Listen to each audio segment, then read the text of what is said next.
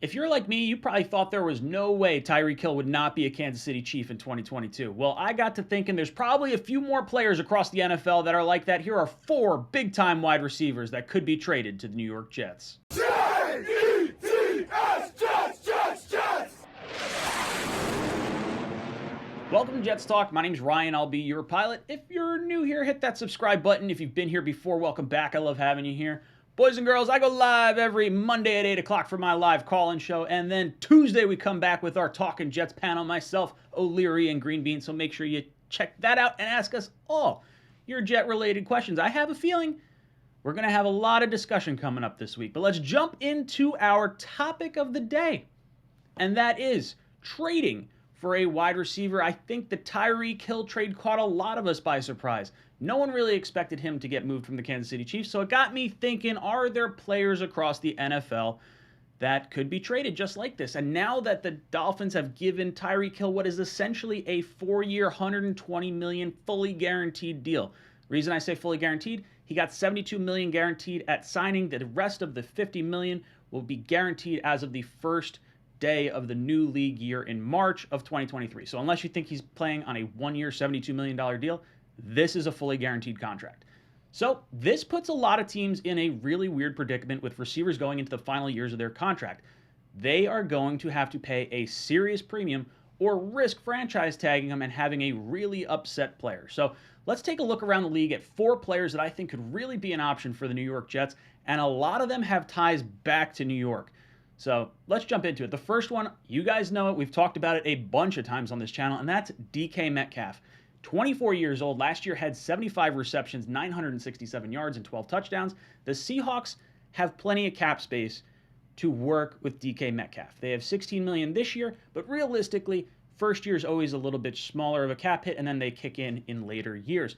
In 2023, they're going to have $93 million in salary cap space, so they could definitely hold on to DK Metcalf. He's going to cost you a premium. You're talking like number 10 overall, which if you're looking at taking a wide receiver, and you were thinking about 1 at 10, why not go after DK Metcalf here? Heck, even throw in a 3rd-round pick if you have to try and facilitate this trade.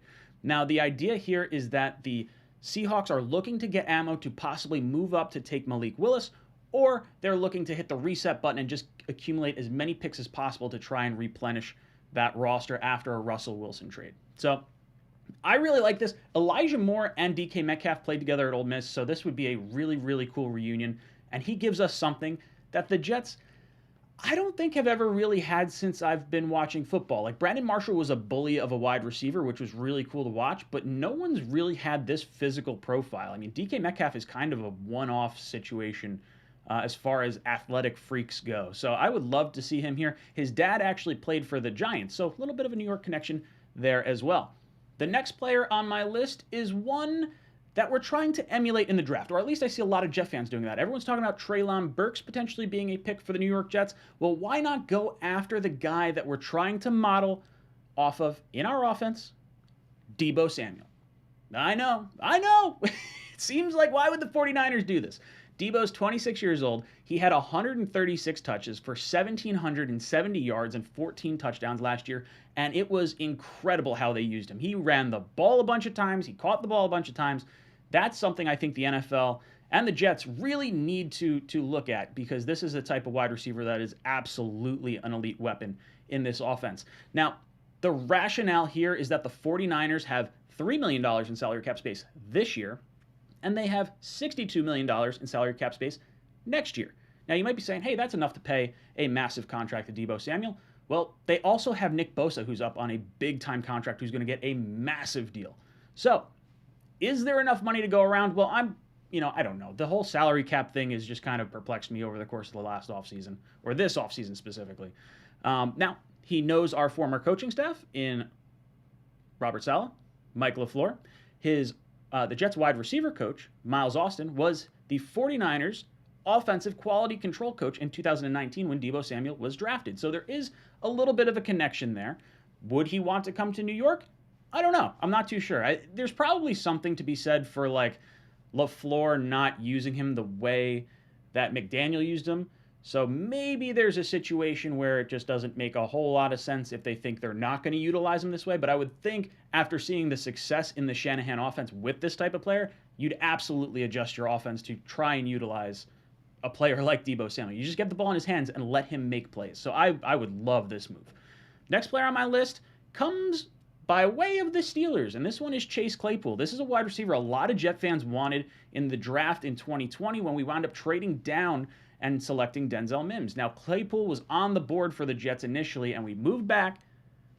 Alas, he was taken, and the Jets wound up with Denzel Mims. Now, Chase Claypool, 23 years old. This past year had 59 receptions, 860 yards, and 2 touchdowns. In 2020, he had more than that. He had 62 receptions, 873 yards, and 11 touchdowns. So a little bit of a drop-off in terms of touchdowns from one year to another, but you know, there's still a lot of things going on with that. Big Ben was getting a little bit older. He wasn't really what he was in the past, and he didn't play a whole lot in 2020. So, you know, I don't really know where to gauge him, but you can see the upside is there. He's a big dude. I think I'd really, really like this. Now, the idea here is that the Steelers are looking to come up for Malik Willis. Now, I really think that if Malik Willis gets past the Lions at number 2, the Steelers are going to come all the way up to number 4, and they're going to offer the Jets a haul of picks plus Chase Claypool. And I'm, for one, if Malik Willis is there, I'm all about trading out. This is just accumulating a ton of picks that you could wind up really, really restocking this roster and just building out a ton of depth.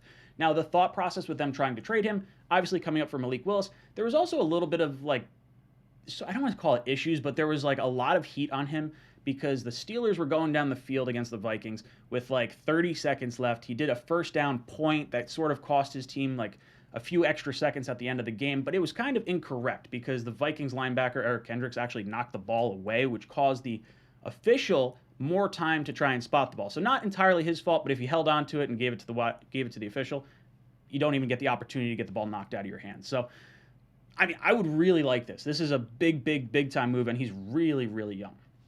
The final player that we can talk about here is A.J. Brown. I know. I really like this one. This is a good one. 25 years old. Last year had 63 receptions for 869 yards and 5 touchdowns. Now, the reason is salary cap space because they have $4 million in salary cap space this year, and they have $14 million in salary cap space next year. So if you're thinking they have to sign their draft class still, there's not a whole lot of salary cap space over the course of the next 2 years. And I'm sure there's players they could restructure and try to figure out. But A.J. Brown has come out and said he loves Elijah Moore. He helped him through a whole bout with mental, health and everything, and was really a pivotal part. He called Elijah Moore on draft day just in tears. Was it in tears? Was it in person or was it a phone call? Now I don't remember. But either way, they're super, super close. Both played together at Ole Miss. I would absolutely, absolutely, absolutely, absolutely love this move. He had, close with Elijah Moore. Oh, and former teammates with Corey Davis. Could you imagine reuniting those two? They had their best years together. Ugh. I would like this. This would be really, really cool. That's 4 receivers that I think are absolutely legit that you wouldn't think about being traded, but all 4 of them, or at least 3 of them, are in the last year of their contract. Claypool, not in the last year, but I think he's kind of a special circumstance because they're coming up to get a quarterback. But interesting stuff. I want to hear from you guys. Which of these 4 receivers do you think is possible? How much would you give up for each one of them? And which one do you think could wind up in a New York Jets uniform next year? Guys, let me know all your thoughts in the comment section down below. And as always, go Jets.